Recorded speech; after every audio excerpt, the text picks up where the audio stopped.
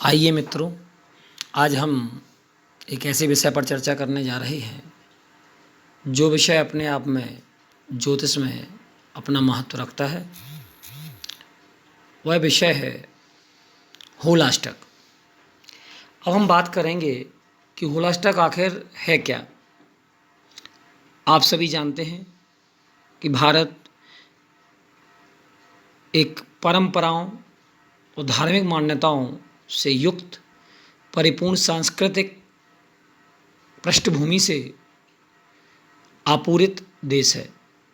विभिन्न संस्कृतियां भारत देश में अंकुरित हुई और पल्लवन भी उनका निरंतर होता रहा है। वैसे ही भारतीय परंपरा में होलिका नामक एक पर्व आता है। होलिका पर्व फाल्गुन मास की शुक्ल पक्ष की पूर्णिमा को मनाया जाता है। पूर्णिमा से 8 दिवस पहले तक, या यूं कहा जाए कि फाल्गुन शुक्ल अष्टमी से पूर्णिमा तक का समय होलाष्टक माना जाता है। इसे होलाष्टक कहा जाता है। अब हमें यह बात समझना है कि होलाष्टक में हमें कौन कौन से कार्य करना चाहिए या नहीं करना चाहिए।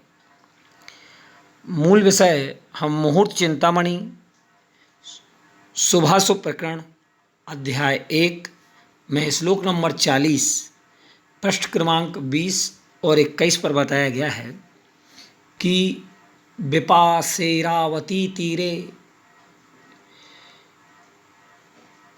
सुतुद्रश्च त्रिपुष्करे विवाहादि शुभे निष्ठम होलिका प्राग्दनाष्टकम। अर्थात विपाशा व्यास नदी, इरावती रावी नदी और सुतुद्र अर्थात सतलज नदियों में त्रिपुष्कर पुष्कर क्षेत्र कहलाता है अजमेर में होलाष्टक की मान्यता को लिया गया है। और होलाष्टक की मान्यता इन क्षेत्रों में मानी गई है। वो मान्यता वहाँ पर मानी जाती है। होलाष्टक की मान्यता इन क्षेत्रों पर मानी जाती है। बड़ी नदियों के दोनों ओर योजन पर्यंत को तट कहा गया है।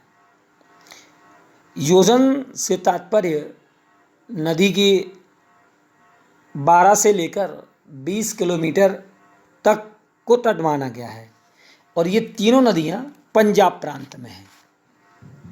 इन तीनों नदियों के तट से तटवर्ती क्षेत्र में होलाष्टक की मान्यता विशिष्ट रूप पर अभिमानित की गई है। ब्यास नदी के किनारे होशियारपुर, गुरदासपुर, मंडी, कांगड़ा, सुल्तान और कपूरथला। वहीं रावी नदी के किनारे मुल्तान, माता गोमही, लाहौर, अमृतसर, पठानकोट, कांगड़ा। सतलज नदी के किनारे जालंधर, लुधियाना, पटियाला, भावलपुर शहर हैं। इन शहरों में इस होलाष्टक की मान्यता है। अब प्रश्न उठता है, क्या अन्य प्रदेशों में यह मान्यता उचित या अनुचित है? ज्योतिष ग्रंथ में इन्हीं प्रदेशों में होलाष्टक की मान्यता मानी गई है। अन्य प्रदेशों में होलाष्टक का मानना ना मानना वहाँ के ज्योतिषी विद्वानों,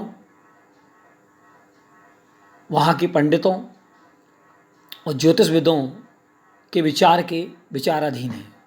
यद्यपि यह मुख्यतः पंजाब प्रांत की ही मान्यता है, जो आज वर्तमान काल में मध्य प्रदेश या अन्य प्रदेशों में भी मान्यता को प्राप्त हुई है। होलाष्टक में शुभ कार्य निषेध माने गए हैं। वह कार्य, या यूं कहा जाए कि इसमें हमें कौन से कार्य करना चाहिए या नहीं करना चाहिए। यह काल में विवाह, वागदान, उपनयन संस्कार, मुंडन संस्कार आदि शुभ कार्य नहीं करना चाहिए। हाँ, इस काल में हम पूजन पाठ अवश्य कर सकते हैं।